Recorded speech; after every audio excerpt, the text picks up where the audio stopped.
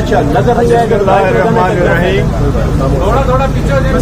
آج election commission میں جی سر بسم اللہ. پی ٹی آئی کے intra party election related judgement announce ہو چکی ہے. الیکشن کمیشن کی آرڈر سے ہمیں بہت افسوس ہوا ہے. میں سمجھتا ہوں انصاف کے تقاضے پورے نہیں کیے گئے.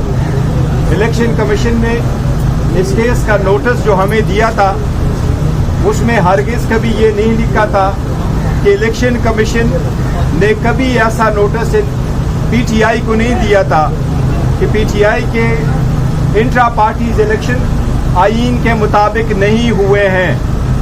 الیکشن کمیشن کا نوٹس فقط اتنا تھا کہ آپ کے الیکشن جو انٹرا پارٹیز کے ہو گئے تھے اس کی ڈاکومنٹیشن کمپلیٹ نہیں تھی.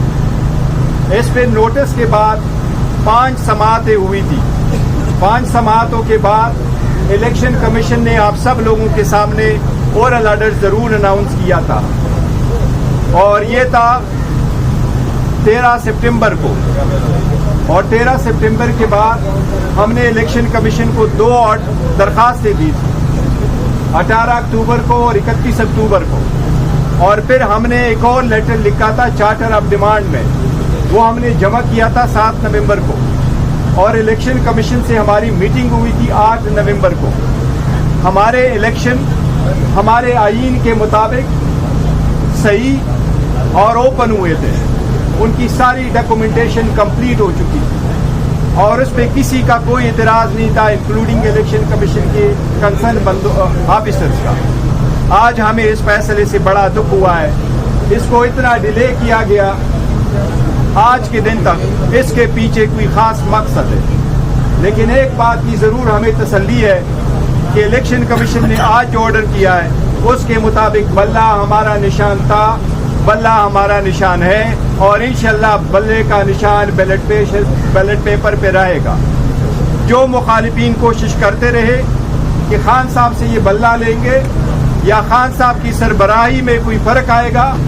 عمران احمد خان نیازی صاحب الحمدللہ چیئرمین پی ٹی آئی تھے, چیئرمین پی ٹی آئی ہے اور انشاءاللہ چیئرمین پی ٹی آئی تا حیات رہیں گے انشاءاللہ تعالی. بیرسٹر گور صاحب, پہلا سوال یہ ہے کہ کیا Imran Khan intra party election میں ابھی حصہ لے سکیں گے یا نہیں؟ دیکھیں اس آرڈر کو ہم اپروپریٹ فورم پہ چیلنج کریں گے, یہ ہمارا رائٹ ہے. خان صاحب کی کوئی ڈسکوالیفیکیشن نہیں ہے.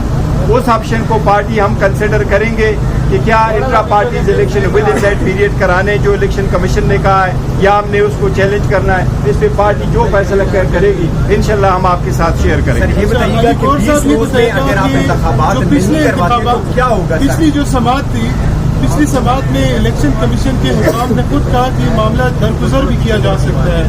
اس کے باوجود بھی یہ جو آرڈر آیا یہ کوئی ایکسپیکٹڈ نہیں تھا کیونکہ غلط ہم سے یا جو ہے وہ آپ کے بلے کا. آپ کی بات بالکل صحیح ہے. آپ لوگوں کے سامنے یہ آرڈر ہوا تھا اور جسی کی وجہ سے ہم آئے تھے. یہ آرڈر ہوا تھا, یہ جو فیصلہ آیا ہے جس میں یہ کہا گیا کہ ہمارے انٹرا پارٹیز الیکشن ہمارے آئین کے مطابق نہیں ہوئی ہے, یہ اس لیے یہ ایکسپیکٹڈ نہیں تھا. لیکن آج کل کے حالات میں ہر چیز کے لیے تیار تھے تو ہم تو اس سے کوئی ورس بھی توقع رکھتے تھے. لیکن شکر خدا کا کہ بلہ ہمارے پاس ہے.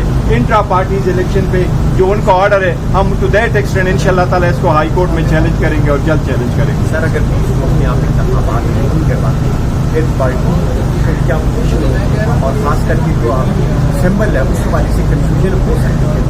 دیکھیں جو الیکشن کمیشن کا آج کا آرڈر ہے اس کے مطابق یہ کہ اگر آپ 20 دن میں الیکشن نہیں کرتے اور 7 دن میں اسے ہمیں انفارم نہیں کرتے پھر ہم آپ کے خلاف سیکشن 215 کے خلاف پروسیڈ کریں گے.